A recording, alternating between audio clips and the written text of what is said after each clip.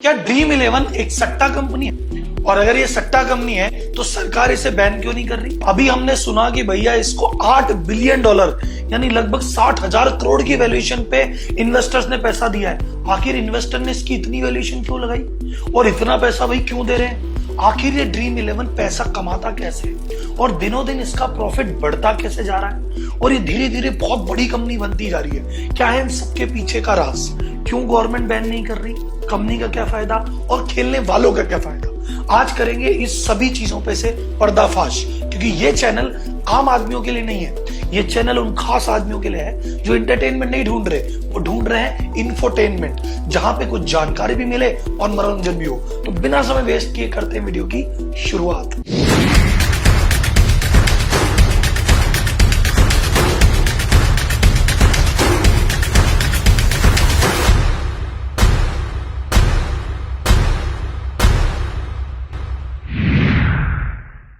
तो सबसे पहले शुरुआत करते हैं ड्रीम इलेवन की शुरुआत कैसे हुई। इसकी शुरुआत हुई थी सन 2008 में।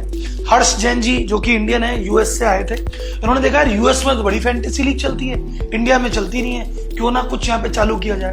तो 2008 से चालू तो किया, पर कुछ बहुत ज्यादा पता नहीं था, बस कुछ ना कुछ बस ट्राई कर रहे थे। फिर 2012 के आसपास इनको लगा कि यार ये वाला काम करेंगे तो मजा आएगा। तो 2012 में ऑफिशियली ये चीज हुई लॉन्च, और 2014 में जाके इसके 1 मिलियन यूजर हुए जो इस पे प्लेटफॉर्म पे आते थे, खेलते थे। लेकिन सर 2014 में हुए 1 मिलियन, 2016 में जाके हुए 2 मिलियन, लेकिन भाई साहब 2018 में ये हो गए 45 मिलियन, यानी लगभग 4.5 करोड़ यूजर। और 2019 आते आते इनका टोटल रेवेन्यू था 2000 करोड़ से ज्यादा। और ये पहली इंडिया की गेमिंग कंपनी है जिसको यूनिकॉर्न का स्टेटस, यूनिकॉर्न उसको कहते हैं जो इसकी $1 बिलियन की वैल्यूएशन होती है, 7500 करोड़ की वैल्यूएशन। लेकिन अब आपके मन में सवाल आएगा, सर इतनी तेजी कैसे? 8 से चालू हुई, 2014 तक तो कुछ भी नहीं था, ये 5 साल में ऐसा कैसा तूफान मचा दिया? तो अपन देखते हैं कि आखिर ड्रीम इलेवन का बिजनेस मॉडल है क्या। ड्रीम इलेवन का बिजनेस मॉडल सिंपल है, वो आपको अलग अलग कॉन्टेस्ट खिलाती है और इसमें बहुत कम लेवल से भी एंट्री होती है। तो सपोज मैंने कहा कि भैया एक कॉन्टेस्ट है जो कि मात्र 99 रुपए का कॉन्टेस्ट है, तो हमारी ड्रीम इलेवन ने कहा कि भैया ऐसा है 99 रुपए देके इस कॉन्टेस्ट में आप कर सकते हो एंट्री, और टोटल इस कॉन्टेस्ट में 1 लाख लोग भाग ले सकते हैं। अब 1 लाख लोग अगर भाग ले सकते हैं और 99 रुपए दे सकते हैं तो टोटल पैसा कितना हुआ? लगभग 1 करोड़ रुपए। अब इस 1 करोड़ में उन्होंने कहा कि इसकी जो टोटल प्राइज मनी है वो है 80 लाख रुपए। तो आपने कहा यार 1 करोड़ रुपए इकट्ठा हुआ, दे 80 लाख रुपए, 20 लाख कहां गया? यही है इनका बिजनेस मॉडल कि भैया जितना भी पैसा आएगा, जितने भी लोग लगाएंगे, उसका एक सर्टेन कमीशन, जो प्राइस पूल है उसमें से कमीशन 15 से 20%, अलग अलग जगह कहीं 15 लेते हैं, कहीं 10 लेते हैं, 20 तक इनका कमीशन जाता है। वो इनका कमाई का जरिया ये है। इस मॉडल की खूबसूरती देखो, जीते कोई हारे कोई, इनको फर्क नहीं पड़ता।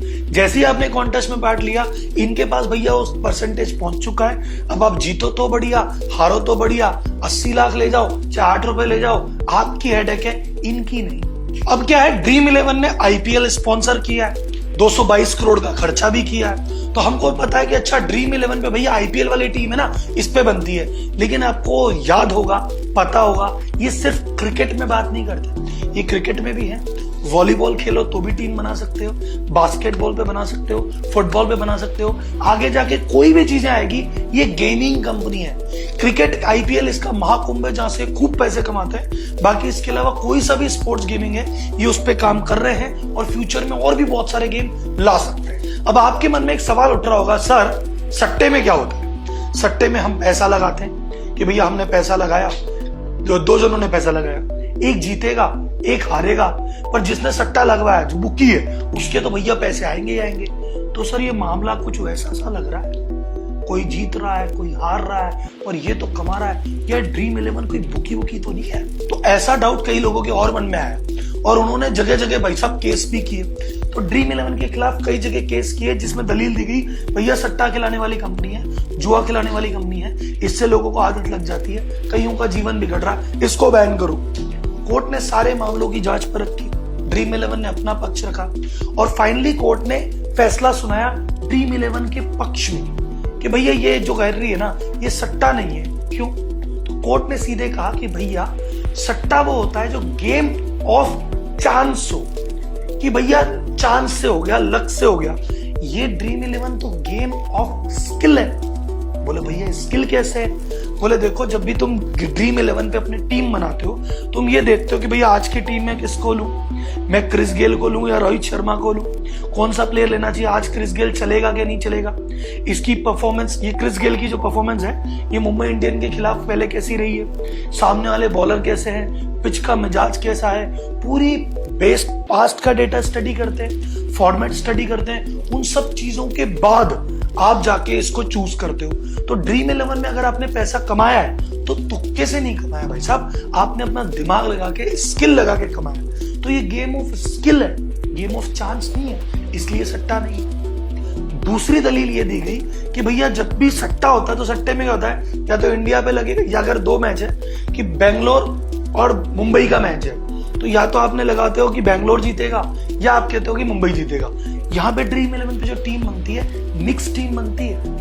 तो ड्रीम 11 पे ऐसा ऑप्शन है कि अगर आप जब टीम सेलेक्ट कर रहे हो, आप किसी भी एक टीम से 7 से ज्यादा प्लेयर नहीं ले सकते, और किसी भी टीम से मिनिमम 4 प्लेयर दूसरी टीम से लेने ही पड़ेंगे। तो चाहे 7-4 का या 6-5 का कॉम्बिनेशन बनता है। तो वो मैच में कोई भी टीम हारे, कोई भी टीम जीते, उससे फर्क नहीं पड़ रहा। उसको फर्क पड़ रहा है कि इस टीम के जो प्लेयर्स ने चूज किए उसने कैसे परफॉर्म किया। तो भैया ये सट्टा थोड़ी है, हम किसी टीम पे थोड़ी लगा रहे हैं, हम तो खिलाड़ी पे लगा रहे हैं, और कई खिलाड़ी पे एक साथ लगा रहे हैं। तो इन दो दलीलों को देखते हुए ड्रीम 11 को लीगलिटी का दर्जा मिल गया, और इसके बाद से तो जितनी भी फैंटेसी कंपनी आई, इस रूलिंग का हवाला दे देके सब लीगल हो गई। तो हाई कोर्ट में इन्हें फैसला दिया था, फिर सुप्रीम कोर्ट में पिटीशन लगाई, तो सुप्रीम कोर्ट ने कहा हाँ जी भाई साहब, हाई कोर्ट बात तो सही कह रही है, ये चीज कंप्लीटली लीगल है। तो भैया देखो, ये बात तो अपने क्लियर हो गई कि ये क्यों इलीगल सरकार इसको नहीं मान रही। अब अपन कह रहे हैं कि इन्वेस्टर ने इसको 8 बिलियन की वैल्यूएशन, 60,000 करोड़ की वैल्यूएशन के हिसाब से 5 से 10,000 करोड़ रुपए नकद दिए पैसा। आखिर ये इतने बड़े बड़े इन्वेस्टर इतना पैसा क्यों लगा रहे हैं एक गेमिंग कंपनी में जो सिर्फ गेम खिलाती है? 19 रुपए 20 रुपए में गेम खिला रहे हैं, और इसको इतना सारा पैसा कैसे दे दिया भाई साहब? तो बात आती है कि इन्वेस्टर इतना बड़ा पैसा एक कंपनी में क्यों लगा रहा है जो कि 150 रुपए की गेम खिलाती है? वो इसलिए लगा रहा है क्योंकि इसके बहुत सारे फीचर है। पहला फीचर है हाईली एडिक्टिव। भैया इसकी आदत लग जाती है। अगर एक बार भाई साहब आपने ड्रीम 11 पे टीम बना ली, आज आपने टीम बनाई, तो अब आपको आदत इसकी कैसे लग गई? आपने आज टीम बनाई और आज जीत गए। आपने 50 रुपए में का गेम खेला था, 500 रुपए आ गए। आपको क्या लगेगा? अरे भाई मैं ही हूं रॉक स्टार, मैं ही हूं अगला अंबानी। अपन है भाई साहब, अपन में है चाणक्य बुद्धि, मैं ही हूं रॉक स्टार। तो आप बोलोगे देख अपन रॉक स्टार हैं, आज जीते कल भी जीतेंगे। तो अगर आप जीत गए तो आपको खुशी मिलती है, मजा आता है, अगले दिन फिर लगाओगे। और बाई चांस आप हार गए तो आप बोलोगे साला खुन्नस में, अरे यार 50 रुपए का नुकसान हो गया, तो क्या फर्क पड़ता है, 50 रुपए ही तो है, ऐसे ही मैं कच्चा खिलाड़ी थोड़ी हूँ, कल लगाऊंगा और ये 50 रुपए रिकवर करके जाऊंगा। फिर कल भी भैया 50 रुपए लग गए, अरे 100 रुपए तो लगे, क्या हुआ? तीसरे दिन लगाऊंगा 200 रुपए कमा के ले जाऊंगा, और तीसरे दिन अगर 200 कमा लिए तो बोले पुराना घाटा बराबर, अब फिर जीते, अब और आगे बढ़ूंगा। तो ये हाईली एडिक्टिव। अगर आप देखेंगे ड्रीम 11 का जब भी ऐड आता है, बकायदा डिस्क्लेमर आता है। जैसे कभी भी म्यूचुअल फंड या किसी कंपनी का आता है तो उसमें बहुत तेज एक लड़की बोलती है कि mutual fund are subject to market risk, आप इसमें इन्वेस्टमेंट करने से पहले ध्यान रखें। वैसे ही ड्रीम 11 का जब ऐड आता है तो डिस्क्लेमर आता है कि भैया इसकी आदत लग सकती है, कृपया सावधानी बरतें। दूसरी चीज, लो एंट्री बैरियर। सर लो एंट्री बैरियर मतलब? सर ऐसा मान लो कि ड्रीम 11 में कई लीग ऐसी है 19 रुपए में चालू है, 40 रुपए में चालू है, 70 रुपए, 100 रुपए। अब मुझे बताओ, अगर आपकी सट्टा खेलने की इच्छा है और आप किसी सटोरी के पास जाओ, 19 रुपए का सट्टा लगाने देगा? आप गैम्बलिंग करने जाओ, 19 रुपए में अंदर घुसने देगा? कतई नहीं। ये ऐसा है जहाँ 19 रुपए से एक बच्चा भी मम्मी से पॉकेट मनी लेके 20 रुपए में सट्टा खेलना चालू कर सकता है। सट्टा शब्द मैं नहीं बोलूंगा, जब सरकार नहीं बोलती तो मैं क्यों बोलूं। 19 रुपए में अपनी गेमिंग चालू कर सकता है, टीम बनाना चालू कर सकता है। तो हर लार्जर ऑडियंस, अगर यही होता कि 5,000 रुपए मिनिमम, तो कम लोग आते। 19 रुपए, 20 रुपए, 50 रुपए, पूरी भीड़ की भीड़ आती है। और अगर हम पैसा लूज भी कर देते तो क्या फर्क पड़ता है? अगर 50 रुपए का गेम रोज लूज भी कर रहे हो और 2 महीने कंटिन्यूस पूरा IPL भी खेल डाला, क्या रुपए खर्च हुए भैया, कुछ भी तो खर्च नहीं हुआ। तो आदमी इस चक्कर में बहुत ज्यादा एडिक्टिव है और हर बार इसमें खेलने वालों की संख्या दिनों दिन बढ़ती जा रही है। तीसरा, high exit barrier. High exit barrier कैसे? एंट्री तो बहुत आसान है, 19-20 रुपए देके हो जाती है। एग्जिट हाई कैसे है? ड्रीम 11 कहता है तो भैया 200 रुपए जब कमा लो ना तब बाहर निकलना। तो अगर आपने 50 रुपए का इन्वेस्ट किया और जीरो हो गए, या आपने 50 का किया 80 रुपए जीते, अब 80 बाहर नहीं निकाल सकते। 80 लगाए 160 हो गए, फिर भी बाहर नहीं निकाल सकते। तो आप जब तक खेलते रहोगे जब तक 200 नहीं होंगे, और 200 करते करते के चक्कर में पता चला कभी ऊपर कभी नीचे, और जाने कितने गेम खेल गए। दूसरा, ये गेम काफी हद तक ईगो से भी तो रिलेटेड है। जब भी 4 दोस्त आईपीएल का मैच देख रहे हैं टीम बना के, देख भाई मेरा प्लेयर परफॉर्म कर रहा है, तेरा तो कुछ भी नहीं कर रहा, तेरे को मैंने कहा था ना तू भाई की बात क्यों नहीं मानता, मैं बोला था ना देख भाई ये प्लेयर, तो एक बंदा जीत गया तो 3 दोस्त कहते साला इसको कल बताएंगे। तो ये कंपटीशन है, ये ईगो है, ये सच होने की लड़ाई है कि मैं सही मैं सही मैं सही मैं सही। इस चक्कर में भी आदमी इसको नहीं छोड़ रहा है। तो ये सब इन्वेस्टर को पता है कि आज जो आदमी आ गया ना वो हर सीजन में आएगा, और आज 50 से आया ना कल 500 से आएगा। तो इस कंपनी का रेवेन्यू और प्रॉफिट दोनों हमेशा तेज गति से बढ़ेंगे।